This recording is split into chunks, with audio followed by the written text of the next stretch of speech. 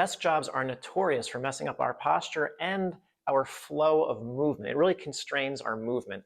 And it's because of the position that we put ourselves in for prolonged periods of time that lead to overactivity of two main muscle groups in the upper body, your pecs and your lats. And those pecs and lats influence your spinal position, your rib position, your pelvis position, and your head and neck position.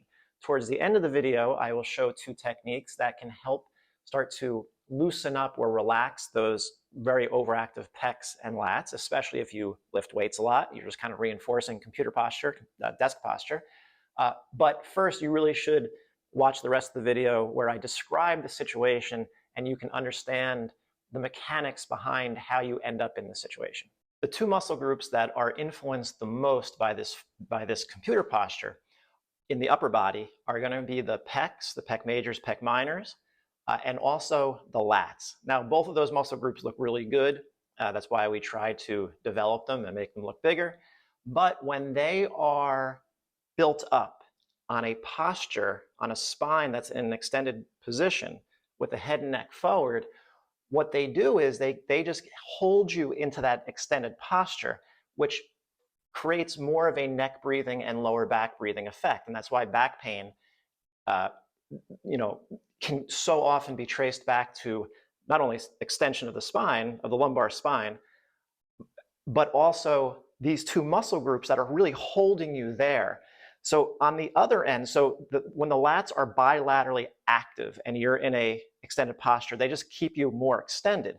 Now they also affect your arms. So if you take your hands and you do this like you're typing, that's pronation.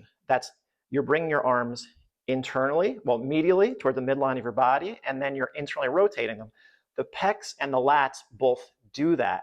And what starts to happen, that's fine as long as your spine is not extended or in a forward head posture. But that's not what's happening with these people who come in.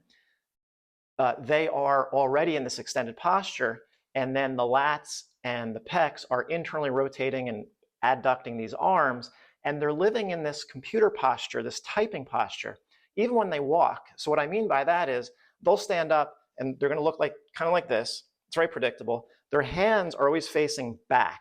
And when they start to walk, there's no actual rotation of the body. There's no arm swing going on, and the hands never open up. The palms constantly stay pronated. And that's often going to also put their weight forward, and it's also going to keep their pelvis forward on one or both sides.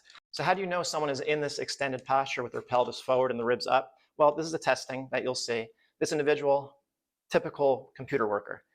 He will lack adduction of both his legs. Neither of his legs will go down, which indicates a pelvis that is forward, and neither of his shoulders will internally rotate, which indicates a spine that's extended and a rib cage that is elevated. So what does this extension breathing look like? Well, this is going to be in slow motion. This is a computer worker. When he tries to blow up the balloon, you're going to see him arch his back. He rises up as he takes a breath in. That is not ribcage expansion and diaphragmatic movement. That is just neck and back lifting him to try to get air in. So this is what that would look like. He takes a big breath in, he arches his back, he comes up, and then when he exhales, he comes back forward, but he's really just using his back even probably to exhale. So that's what, you might think that's exaggerated, but in reality, if you ask someone to blow up a balloon who is in this type of position, that's what you're going to see. It's a neck breath. Their neck and their back are extending the more, which is not expansion of a rib cage. We need 360 expansion.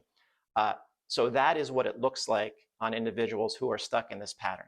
If you like this video, could you like it, share it, comment? I'd appreciate it. Thanks. But it's not only neck pain or even back pain. Symptoms can end up anywhere because of the influence that it has not only on the rib cage and the spine, but also the pelvis, because the pelvis, like I said, will pitch forward on either the left side or both sides. And in posture restoration, we call that the left AIC pattern or the PEC pattern. Now, in that position, you are in systemic extension. A extended spine does not side bend particularly well because it's locked. It can't side bend. If it can't side bend, it can't rotate very well. So you can't even walk properly because you cannot rotate from side to side Thus, you cannot drive your pelvis from side to side because walking is really mostly, after the initial push off, walking is basically momentum, and momentum comes from the upper body, but that body can't rotate. There's no arm swing like you saw with that gentleman. Now, that is also influenced because we are not symmetric. So through your core, through your pelvis and rib cage, that's where the diaphragms attach. Well, the diaphragms attach to the lower spine and the rib cage. Remember, they're plural, 2 diaphragms. The one on the right is bigger, which means we like to stay over on our right side. So even though we're extended on both sides, it's not equal. We still tend to shift over to the right side. Now, this underlying asymmetry and this extension pattern that you're in becomes a problem because you cannot breathe with your diaphragms.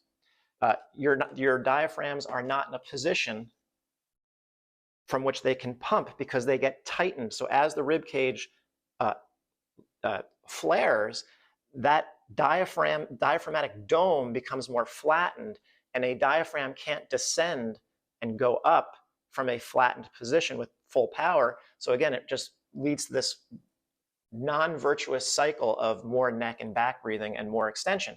And of course, the underlying autonomic nervous system activity that we need to be able to do is breathe normally.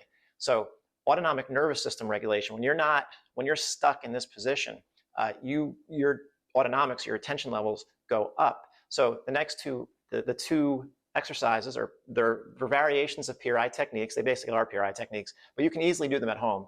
Are designed to help disengage the lats and the neck while re-engaging your abdominals and your hamstrings. The hamstrings will pull the pelvis back, and the abdominals, the internal obliques and transverse abdominis, will bring the rib cage down into more state of flexion so that you can then start to expand your rib cage with air so the diaphragms can start to pump. Remember, it's only 2 techniques out of what I would use. It's not a total program, let's just put it that way. These are just 2 techniques that can be used to help inhibit overactivity of lats and pecs, just try to start to get your abs and your hamstrings back in your life a little bit. But it is not by any means a complete posture restoration program. My entire YouTube channel is about posture restoration and human asymmetry. I'm a posture restoration credentialed therapist in New Jersey, and I do some online consulting also. You can find all that information on my website. But I also have a free download that's on my website. The link is in the description, and it is just more, it's about a 10-page PDF where I kind of give more of the science background about in regards to what posture restoration is all about, and you're free to download it. Don't even need an email address. Just download it and read it, see if it's right for you. So this is called a sternal positional stretch, and you'll see that I am elevated on a few blankets about 2 inches high. It just has to be a height that's comfortable, but it has to allow your head to be behind you a little bit. Because remember, if you're on a computer all day, your head is going to be coming forward, and you're now in this forward head. So you're breathing with your head and neck forward. So all this is doing is putting your head and neck behind you, so your neck is kind of out of reach. Your brain can't use it because you're deleveraging your neck. Now, if my back stays flat and my legs are elevated, so that will allow the hip flexors to stay off. When I take a breath in, if I feel my back push down into the floor or into the towels, if I feel more pressure because I take a breath in, my back moves down into the towels, I know that my upper chest will also expand forward, which is now what we're looking for. We want the upper chest to expand forward. We don't want it to rise up. That's a huge difference. So you just stay there for 15 minutes. I always have people do it for a shorter period of time just to see how they feel. Then they get up, they walk around. I have them do it for a couple minutes. Arms are out to the side. Oh, I have them do it for a couple minutes. Then I have them walk around. They should be wearing sneakers so that when they get up, their brain recognizes the ground properly. You don't want to do it necessarily barefoot, because when you get up, your brain has to say, my neck isn't as active, but man, I've been using this neck for a long time. I'm not sure what to do right now. So you can tighten up pretty quickly.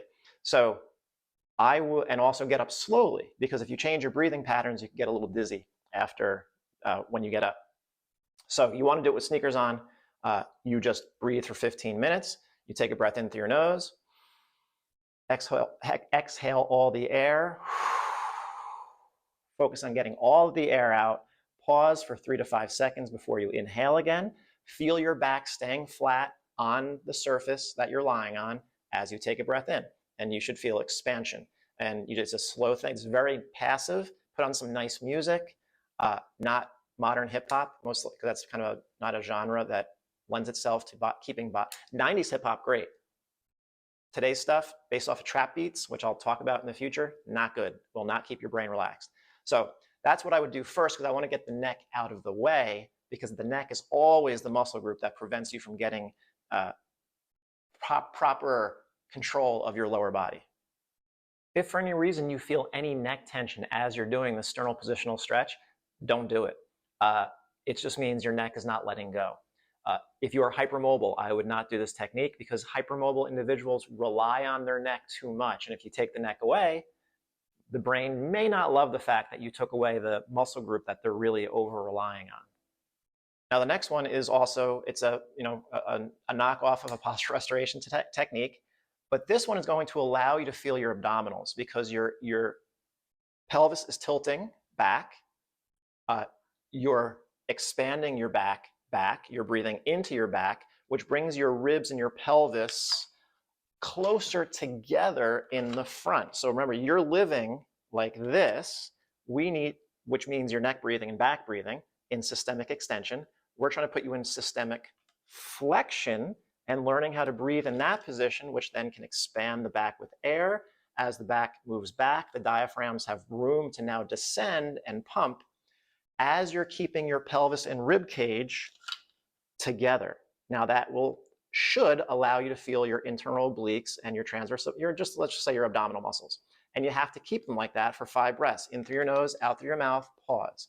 Get all the air out. Big breath in, get all the air out. You should feel some abdominal activity. Because of the position that my arms are in that flexed state, my shoulders are in a flexed state, my lats are able to lengthen. So this is a lat inhibition technique, but they're inhibiting because my brain is sensing my abs keeping everything together in the front. Now, I feel my hamstrings. I wouldn't have felt my hamstrings for many years because I had a lot of cranium issues. But in this position, because my body weight is forward a little bit and my pelvis is possibly tilted, I do feel my hamstrings. You may not. If you can feel some abdominal activity while you breathe for 5 good breaths, slow breaths with a pause, I'd take that.